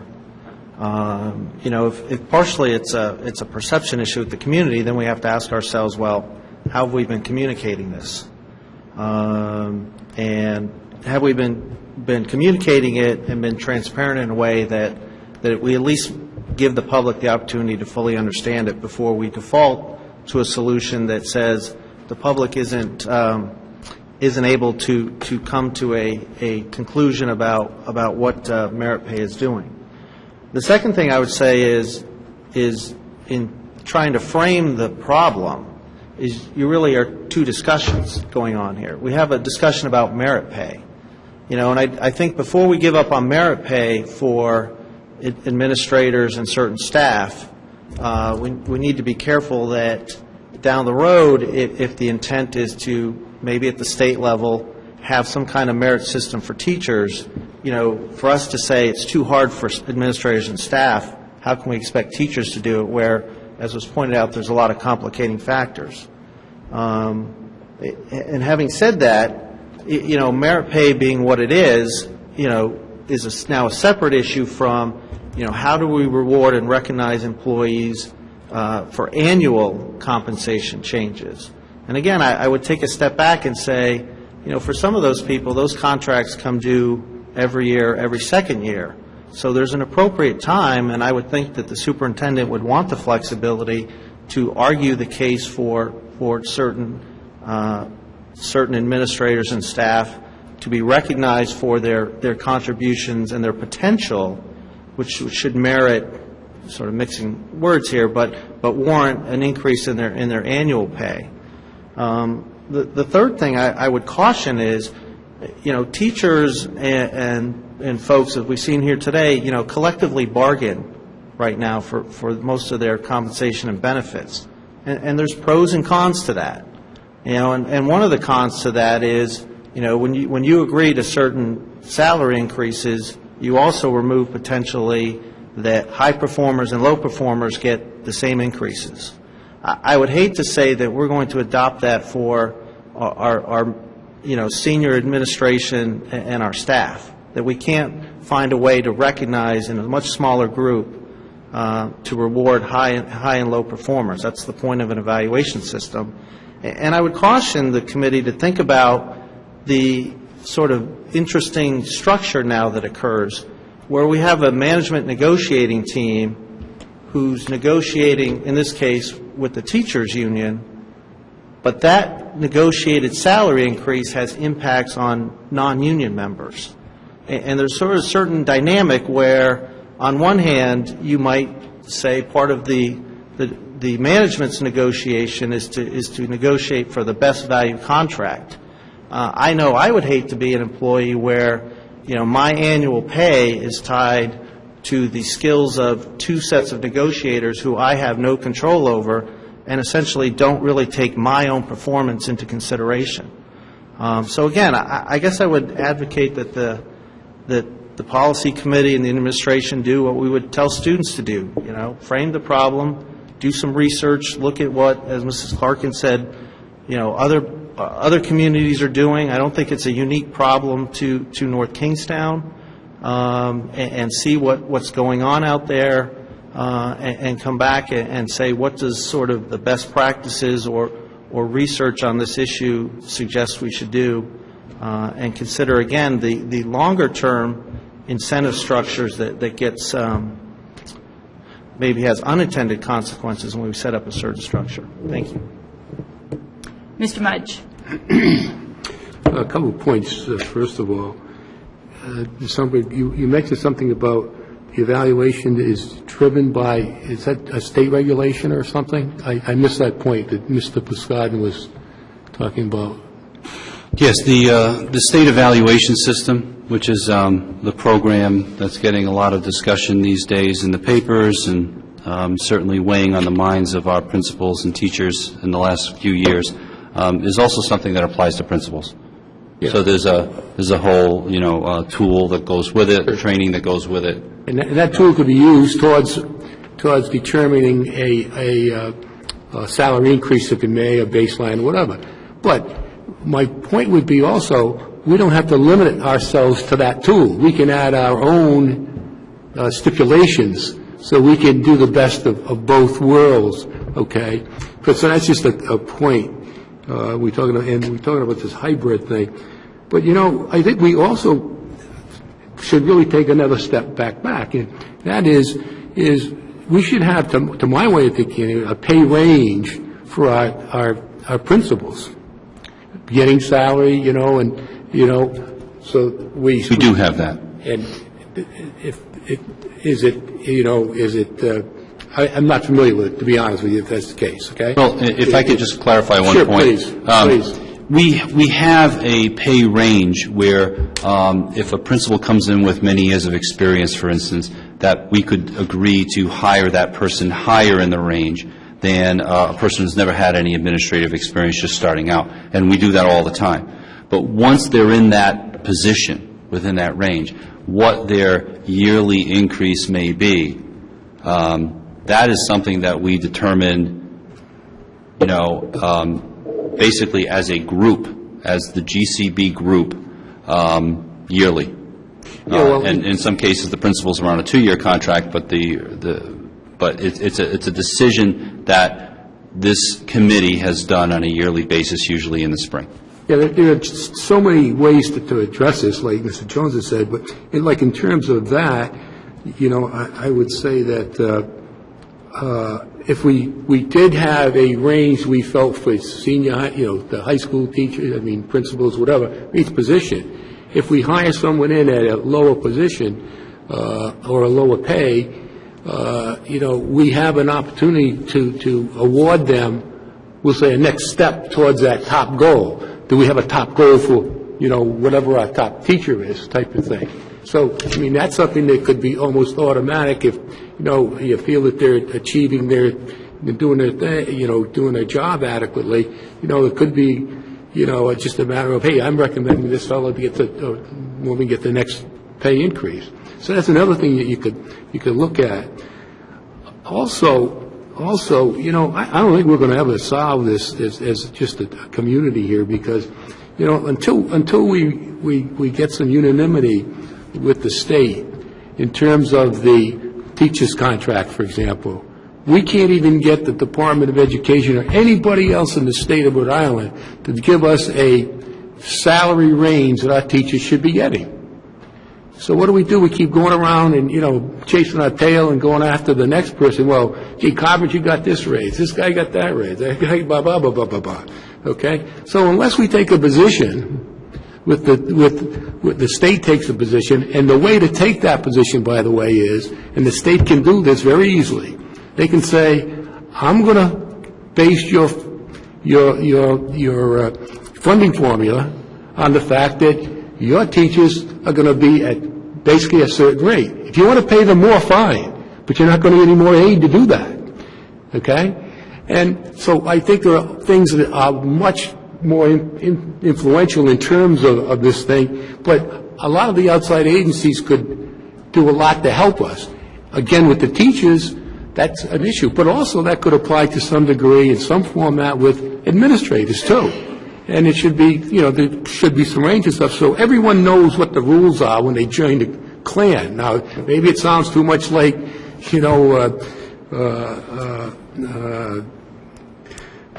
am I trying to say? Being too liberal, that we're getting too structured here, and we're losing the opportunity to award the more. For example, we could have a dilemma this year with a principal from Stony Lane.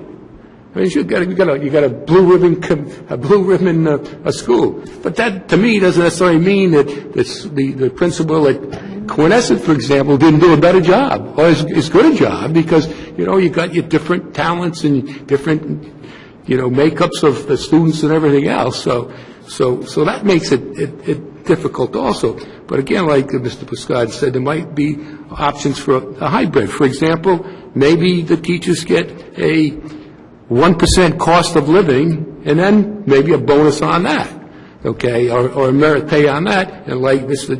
Jones said, is maybe after every 2 years, we reevaluate the whole pay again. So there are many ways of doing this, hybrid ways or whatever, and I think we need to examine more than that. And I support Mr. Jones and Mr. Scott basically said it. We need to do a lot more research on this, I think, because we definitely need to have a performance factor in this. Now, that's a whole other issue, is how do you judge performance?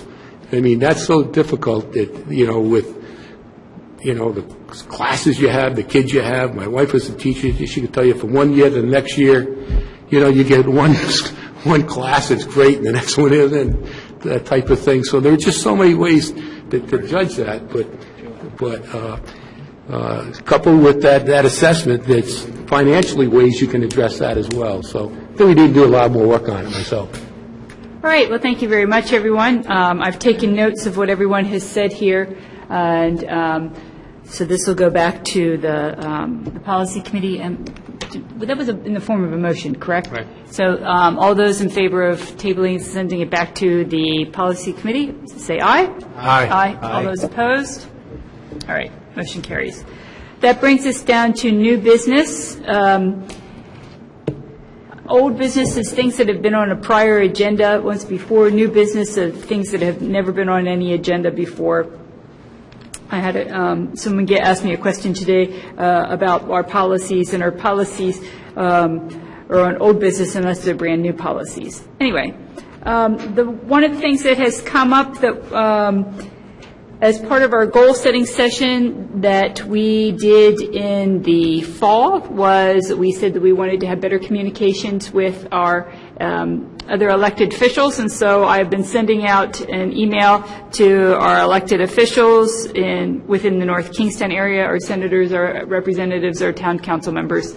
And the question was should we send out something very similar on the listserv? And I said I did not feel comfortable unless we had discussed this as a school committee, and that I got a general consensus of where we were going on that. And so then and if that would be something that the school committee wanted to do, my next question would be, is it something you want signed by all school committee members, or how do you want to do that? And so that's why it's on here. This is not a voting item. This is a new business item. Mrs. Avanzato. Yes, thank you, Madam Chair. I just first want to thank you for putting together that email update to the other elected officials. I really appreciate that. I can see it's taking you, some extra time to put that together, and it's responsive to what the council asked us to do, and I appreciate that. I also want to just say that I think this is a great idea, and this is something that Larry did when he was chair.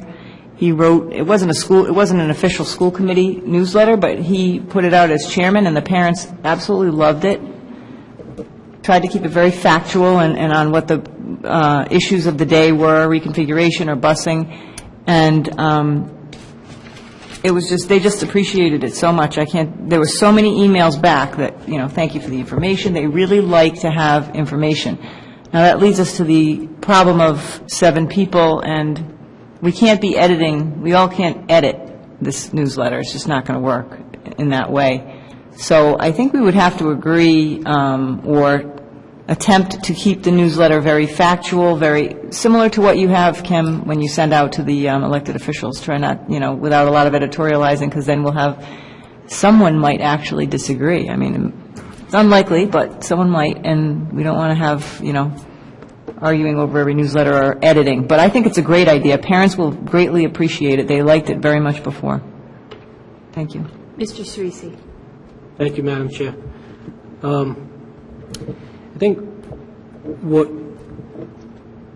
we, in addition to, or separate from that, what we used to do, as you remember, we would, the superintendent and the chair would put together a very brief, no editorials, strictly facts, very brief, one small paragraph, and it would go out several days prior to a scheduled school committee meeting, basically giving parents a little bit of a summary of agenda items, specifically that speak to education and things that will, may directly impact families and students and whatnot.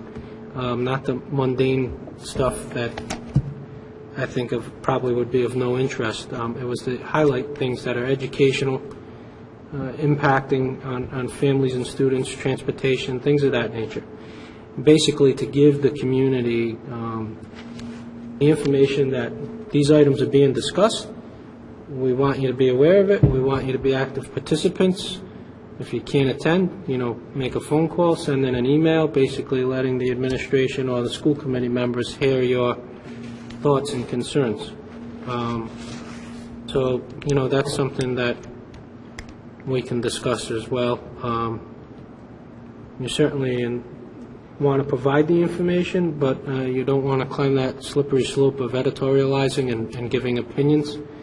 And also you don't want to bombard parents with emails. I think we've all been bombarded with spam emails and advertisements for one thing or another, so I think we just kind of stick to the facts, I guess, and keep it short. And I think that's something that, with the committee's support that, that Phil and Kim and I could work on, and I could actually probably find some of those that were sent out over the school listserv and send them out to the committee members just so they have an example of exactly those short one-paragraph advertisements. Basically, actually, now that I recall, it was sent out along with the agenda attached to it, the full school committee meeting agenda, and it just highlighted some important facts on there. So, thank you. All right, so I see Mrs. Clerkin, and then Ms. Dr. Auger, and then I see Mr. Busgarden. So I'm a big proponent of this as a parent. The listserv, it doesn't, you don't get too inundated by it, but I think it's important that we have, a simple synopsis similar to what Mrs. Page puts together for the elected officials. It's a great way of just summarizing the issues that we talked about. I also like Mr. Cerisi's idea of possibly including something short and concise about things that impact education or things that may come up on the future agenda at the next meeting, rather than send out multiple notifications like that. We could probably do something, midweek between the two meetings that summarized what happened at the current meeting and what the important agenda items would be on the upcoming meetings. I think, it's tough as parents. We have so many things going on and activities with kids to sit down and watch the videos that are online or to actually go on and look at the agenda. It's something that just slips our mind, but I think this is just, a new tool that we can use to communicate with the parents in the school system since Mrs. Page has already put together this summarization, and we have the listserv to work with. And the only other thing I would say is that I think, I don't think we should have a lot of editorials to it, so I think between Dr. Auger, Mrs. Page, and Mr. Cerisi, the three of them could probably come up with something simple and just build on what Mrs. Page has already done to summarize. Dr. Auger. Yes, along those lines, it is generally our schedule that roughly a week after a school committee meeting and a week before the next school committee meeting is when the superintendent and the chair and vice chair get together to set the agenda. I think it could be just part of our protocol for those meetings to, whether I have it constructed for when people come in or we construct it right at the meeting, a quick synopsis of what occurred at the last meeting and what a couple of highlights about what's going to occur at an upcoming meeting, and have the agenda attached to it once, or at least a link to say, if you would like to learn more, you can see the agenda on the district website, because that may not actually come out for a couple of days. But that would be kind of a way not to give people too many emails, that they're always getting one right after a meeting and one before. This is just one, basically one every 2 weeks, and it would give people just enough information to feel like they're in touch with what's been happening with the main items on each agenda. Mr. Busgarden. Yeah, I just, one of my concerns is that it becomes too labor-intensive for everybody that's involved. However, if Dr. Auger is going to be doing it, I'd say, right to your heart's content, man. Thanks. But remember me at merit pay time. I think it's important, though. I like the idea of just simply taking what you've sent to the elected officials in North Kingstown and attaching that to listserv along with an update. I think that, just nice and clean, crisp, concise, easy to read, because if it gets too, it won't, you hit a point of diminishing return and people stop opening up because they realize it's just a bunch of nothing. But if it's bullet pointed or whatever, and one email, like Dr. Auger said, I think that's a great idea. I think we're heading down the right road. Mr. Jones. Yeah, I'd echo what Mr. Buscard said, but add that, not everyone in the community is on a listserv. I know perhaps the town municipal side will have something equivalent, but I would agree that if we're going to put out a message like that on the listserv, which I think is a great idea, we also have a way on our website that people who aren't on the listserv can go find it. I would recommend to you looking at something like Avon, Connecticut has. They've got a really nice website. The superintendent's weekly messages there, and I know Dr. Auger posts messages. Just a small recommendation is maybe put a date on it so we know how current it is to keep up with that. And then on the side, there's also small stuff for each principal has a little synopsis, and the school committee has synopsis. And the point might be is not necessarily to have all those reports, but maybe also have a way where, weekly or biweekly or newsletters or whatever we end up going with is cataloged somewhere easy on the district's website. So I'm also a big believer in not only pushing information to people, but having ways for people who want to go pull information can find it in an easy to navigate and simple manner. So I think it's a great idea, but let's remember a way for everyone in the community to get access to that. All right. Oh, Mr. Mudge.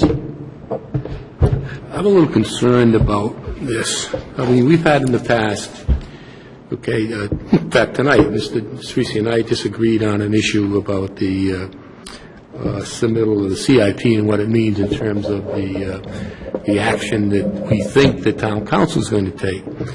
I think in the promotion of the bond issue for Davisville Elementary School, we had different opinions on those things. Dr. Doge articulated his, and others on the school committee had other concerns, and so I don't think that if we're going to, input and provide information to the community, then we ought to have an opportunity to have a pro and a con versus just the pro type of thing. I'm not saying that we're trying to do that intentionally, but there are some times that we may not all agree what's on the website, and that we may want to comment. And if we're going to do this, then if we have dissenters, then that they should probably have an opportunity to, like that, Mr. Cerisi. Okay. Well, they should have an opportunity to address that. That's all I'm saying. I think I appreciate your point, Mr. Marsh, but I think what you're starting down the road of is it turns kind of into a blog at this point. Yeah, you're right. You're right. And I think there are places for that. I think the intention, at least my intention, and I don't want to speak for anybody else, but it sounds like the rest of the committee as well, is just kind of an informative thing, that these things were discussed. It certainly would do our best not to taint it in, toward any particular opinion. I think that was mentioned right up front, that this would just be about the facts of the kinds of issues that were discussed at a particular meeting and what would be on the agenda for the upcoming meeting in kind of broad strokes.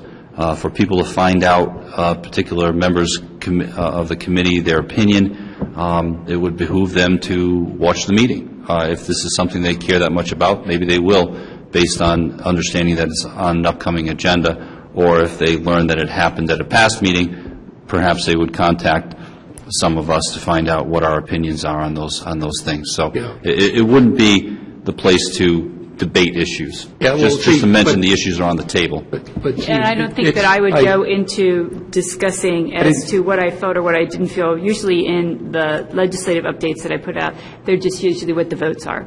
Yeah, well, I don't even give a vote count. I just say if the committee voted something up or the committee voted something down. Well, yeah, and that, continuing in my comments, and that's the thing that kind of concerns me, is how far do you go with some of these issues, and when we say, hey, we're going to, well, another example, the discussion we had about the pay, the merit pay. I mean, what do we report on that? We're sending it back to the committee for discussion, but in articulating our concerns, maybe we want to foster ideas from other people as well. And you can't always, get the sense of the community with, one side of an argument, I guess. And I'm just concerned that like if we do have a 4-3 vote, that maybe or if whatever it is, maybe the community wants to know, well, gee, why was there a 4-3 vote, and what are some of the pros and cons, so they can have an idea of why the decision was made. Sometimes I think that's been lacking. I think that's a good point, Mr. Mudge. I think that's what, if people do have that's when we should refer them to the website. Mr. Cerisi. I'll pass at this time, Madam Chair. Thank you. Great. Thank you, everybody, for your input on this. I've again taken some notes on this. All right, so that brings us to citizens' comments. We do have Mr. Welch has signed up. Mr. Welch, you're now on this side of the citizens' comments. We ask that you keep your citizens' comments to 3 minutes. We thank you for coming to our meeting. The clock is on, Mr. Welch. I just wanted to say I congratulate you all for passing the ESP contract and getting that completed. It's been a long road. It's been difficult for everyone that's been involved on both sides. And I hope you have a much easier time in your next contract. It's so important not to have division in the community, which unfortunately came with the ESP contract. and it works to everyone's behalf if it's solved quickly and amicably. I haven't yet had the opportunity to review the budget concerns of our community with the town, and I don't think I will until after you folks meet with us. So I can only hope for better things. Let's hope. But again, congratulations for a job well done. I'm glad that it's finally been resolved. Thank you. Thank you.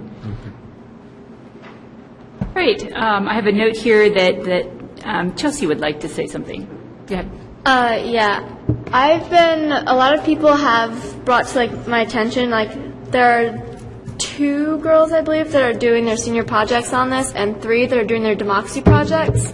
And they weren't able to be here tonight, a couple of them, so they told me to bring this up. It's on the recycling and how it's been put on the back burner, and I have emails between a teacher and also the custodian services, and it's on how they've taken it away because it's a health hazard and it's a fire hazard, and they would like to know why it is, and also if it could be brought to the attention, because the school now, the ones who are in the high school now, we've been recycling since we were younger, and we've been taught how to recycle since we were younger.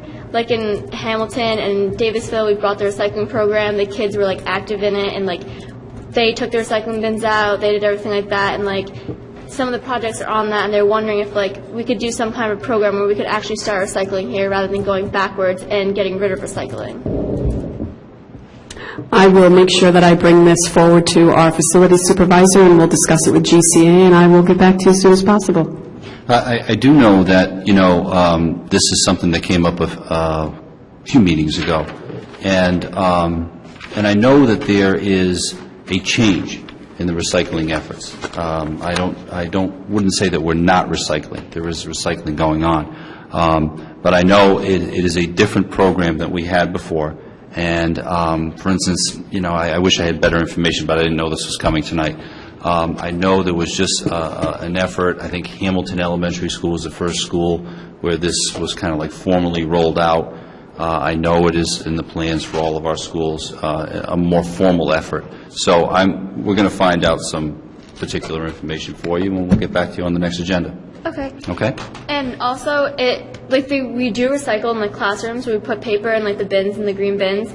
But a main concern is having the recycling bins in the cafeterias and on senior row by the trash bins, because they've taken those away. And that's because we've been doing that since we've been younger. We're used to we've been trained, as they would say, how to recycle. That's what it says in the emails. So it just kind of brings a good point why we would get rid of the recycling in the cafeteria, because we still recycle in the classrooms, just the bottles and everything they took that away. Okay. All right. Do we have a motion to adjourn? So moved. Second. All right. All those in favor say aye. Aye. Aye. All those opposed? Meeting is adjourned. Thank you, everyone.